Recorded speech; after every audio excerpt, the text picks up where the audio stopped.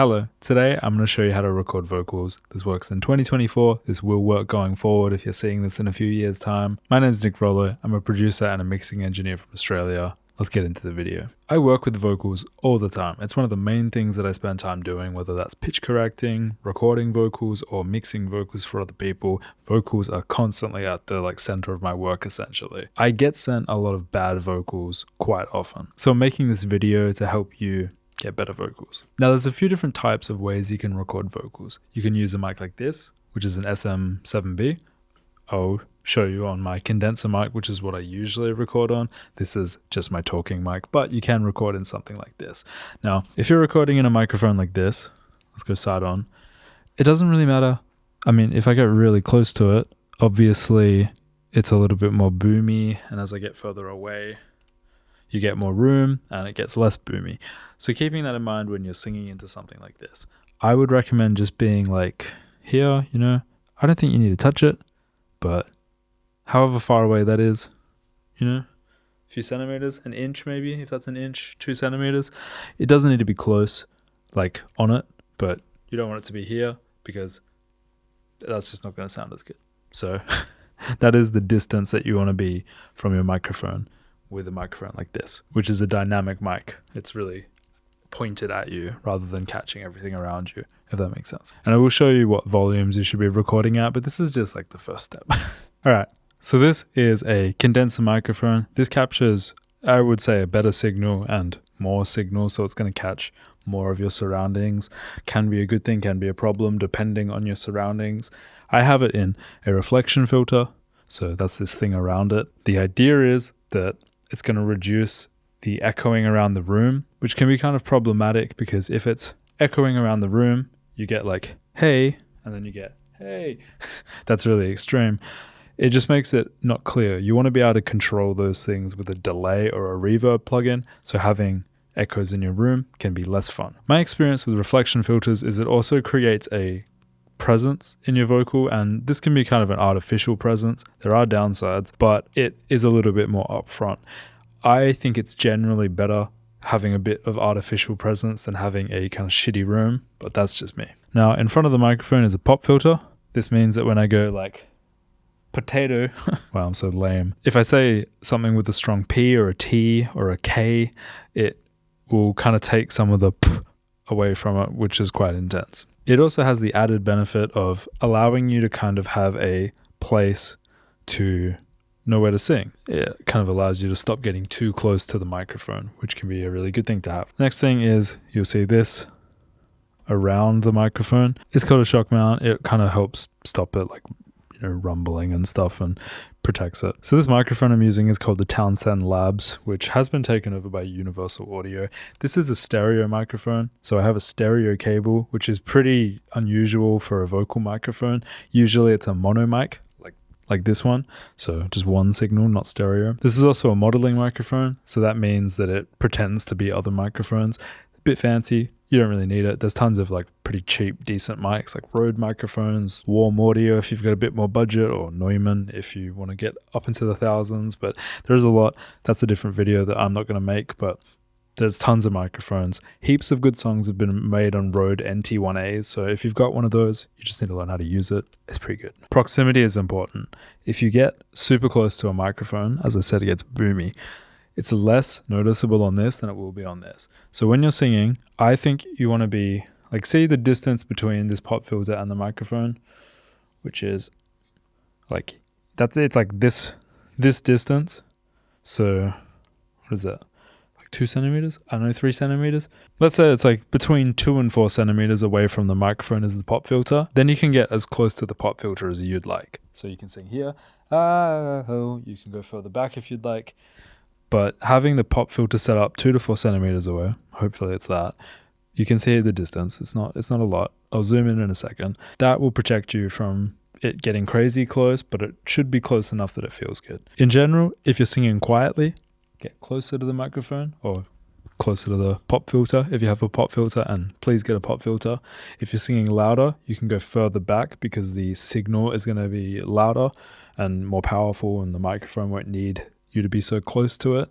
But being close is more intimate So kind of soft and close is like a really, really intimate feeling. Being further away feels less like they're in your face. That's really good for backing vocals and big chants and shouts. I wouldn't shout super close to the microphone. That can be a bit intense. One of the most important things is that if you're singing like this and you're going, hey, yo, you don't want to suddenly go, hey, yo, or hey, yo. If you move, it will change the volume and the proximity, and that can be bad if you don't mean to do it. So try to pick a position, stay in that position, and sing. If you're about to sing a really loud part, you can certainly back away. If you have a compressor that's taking the microphone, like the signal into the microphone, maybe the compressor is going to catch it. That can be kind of something that you play with. Feel free to pull back. Don't go crazy. Don't like, whoa, because again, it's going to mess with the signal. Try to dial in the level that you can go loud without it clipping. In my opinion, these are all just my opinions. I think that's a really good way to catch a good vocal. I feel like the whole thing with vocals is this kind of game between you wanting to have a really good vibe and also trying to minimize like noises. For instance, these headphones, it's like when I move my head, they kind of creak. So if I'm recording vocals, I'm going to try and minimize how much I'm doing movements that's going to cause my headphones to creak. But I also don't want to be like a rigid robot. So, there's that constant battle. If you move a lot, your shirt will start going shh, shh, shh. If you stomp, you might hear stomping depending on the ground. There's lots of different factors. So it's about trying to minimize those while still enjoying yourself. Sometimes the risk of getting external noise, but you jumping around and having energy is going to be worthwhile. Like it's going to be worth it if the emotion is just so good.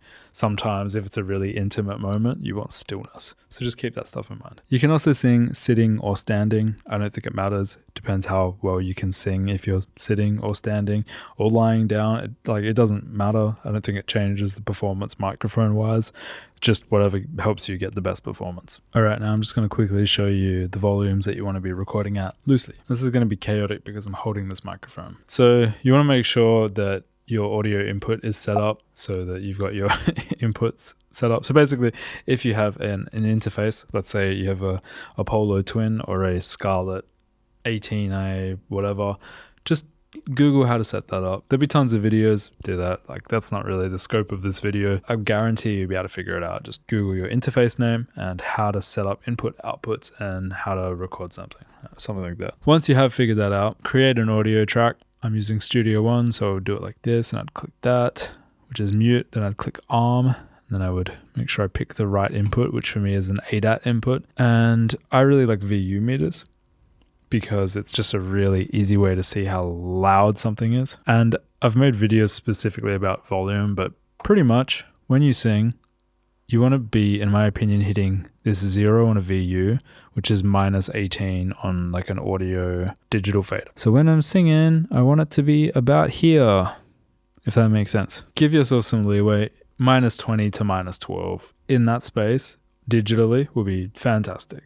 0 on a VU meter is where you want it to be hovering. Maybe it can go above that certainly when you get louder, but generally average around there. This kind of volume really allows you to compress it. You can add gain, you can take gain away. I just think this way you're really safe and you're not going to be clipping, which is really problematic. It's hard to get rid of clipping. It's kind of hard to like turn down a really hot file, but it's really easy to turn up a quiet file. Don't go too quiet. It's also problematic, but minus 20 to minus 12, minus 18, perfect. If you're planning on sending your vocals and your song to a mixing engineer or a producer, depending on what they want, try and send them multiple takes. Do like 5 passes through the song singing.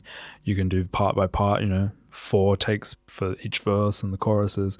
Send them a few options if that's what they want. If you're comping it yourself, try to make sure that there's not hard cuts. So where you've got like one sentence and then it just goes, it doesn't sound like that, but crossfading, making sure that it all is just smooth, because sometimes you get vocals that are a little bit like intense with their cutting and it's kind of hard to like make it sound natural. I can make a separate video about that if you'd like. Comment below. What else do I have to say about recording vocals? Getting a headphone mix is super important. Spend time getting that volume right. Whatever your interface is, there should be some kind of console. You want to be able to hear yourself. If you hear yourself too well, you might sing a little bit too quietly.